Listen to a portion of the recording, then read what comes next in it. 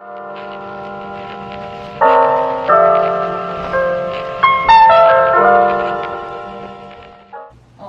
누군지부터 얘기해. 안녕하세요. 저는 수술장 5년차 간호사이고요.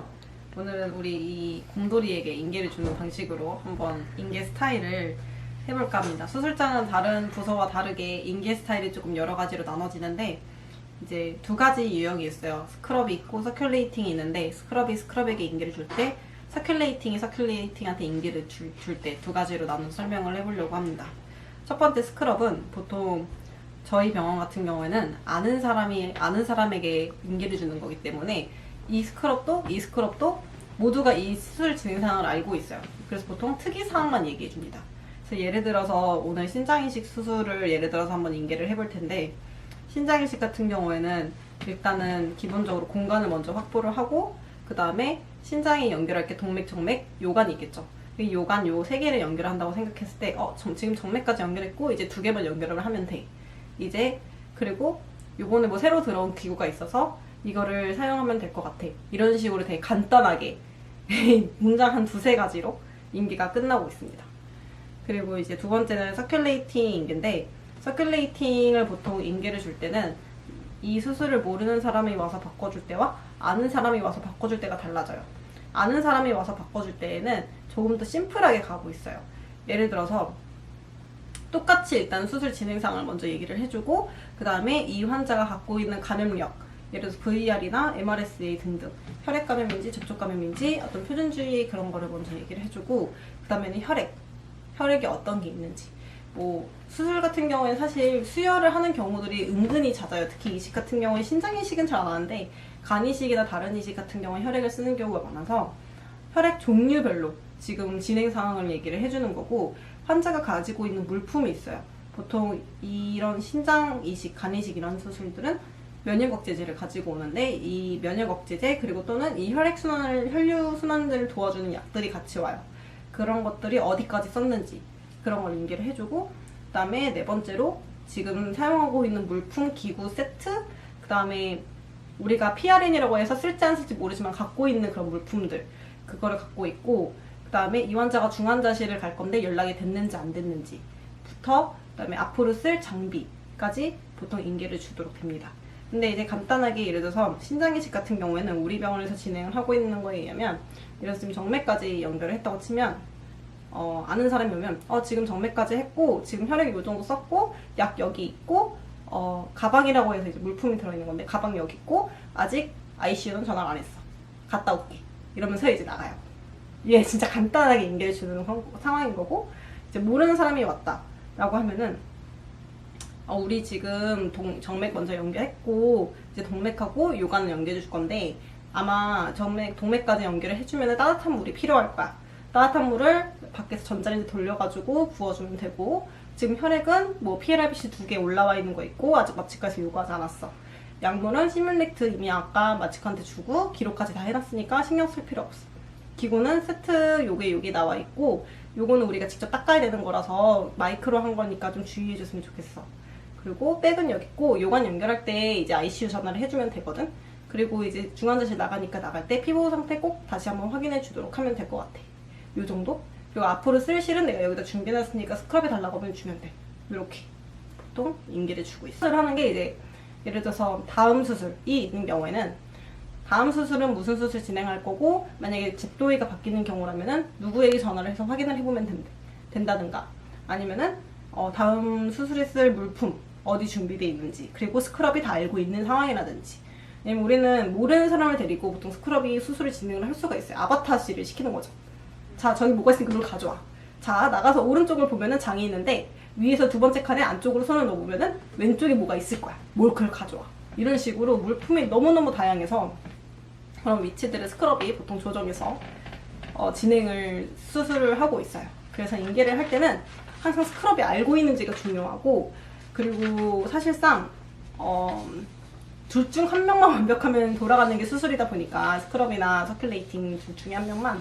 그래서 인계를 할 때는 수술의 진행에 가장 필요한 부분들을 이야기를 많이 하고 있는 편이에요.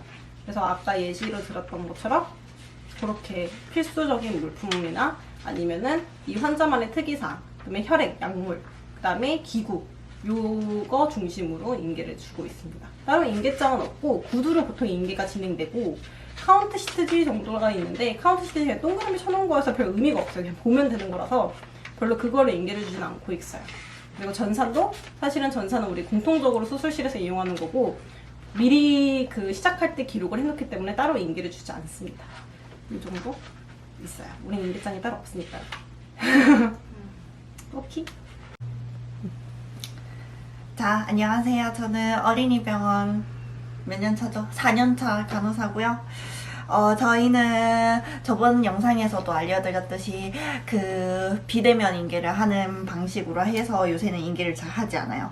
하지만 신규 선생님이 오면 인계를 해야 되는 경우가 있으니까 그래도 인계하는 방법에 대해서 알려드릴게요.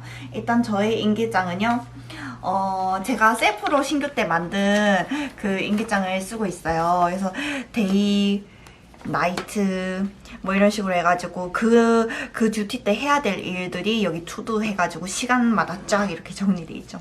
제가 생각해도 이거 너무 잘한 것 같아요. 그래서 하면은 이제 한 것들을 이렇게 하는 건데, 보통 데이 때는요 뭘 많이 하냐면 병동은요 아이오 끊고 랩 결과 나오면 랩 노팅하고 검사들이 이제 쫘라락 나요. 그럼 검사 보내고 그 입원은 입원 받는 간호사가 따로 있어서 입원은 신경 안 써도 되고 이제 애기들 퇴원시키는 거예요. 보통 다 데이 때 해야 돼요. 그래서 그런 업무들을 하는 거고, 이분이는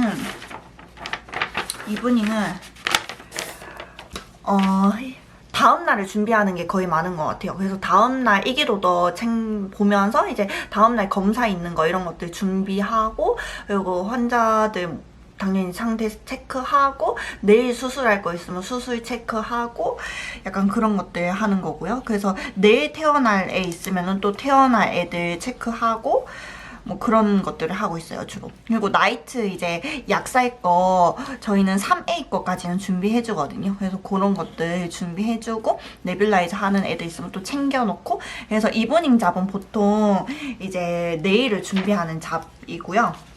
그리고 나이트는 이제 이브닝이 준비해놓은 내일 할 것들을 다 정리하는 거예요. 그래서 보통 앉아서 하는 업무가 거의 많고, 뭐 이카트 받거나 뭐 그런 것들 있죠.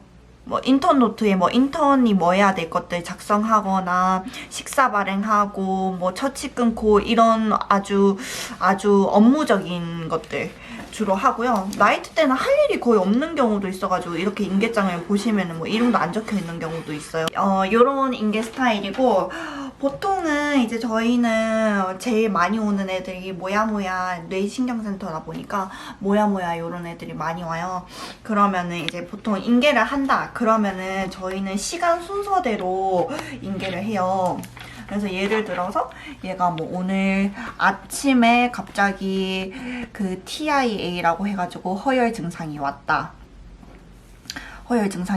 머리 아프고, 뭐 어지럽고, 뭐 손에 힘, 모토 빠지고, 뭐 이런 거. 모토가 뭐 어떤 식으로 빠지는지 모토 평가하는 방법 다 아시죠? 뭐 4, 4, 5, 5 뭐 이런 식으로 빠진다. 뭐 이런 식으로 하면은 그 9시에 그런 증상이 있어서 노티를 해서 그 어떤 처치가 이루어졌다. 플라즈마 200을 풀드립을 했다. 근데 그걸 한 15분 정도 풀드립을 했는데, 그러고 나서 리커버리가, 그 증상이 리커버리가 됐냐 안 됐냐 이런 것들. 그래서 증상이 리커버리가 안 돼서, 그래서 두 번째 또 풀드립을 해서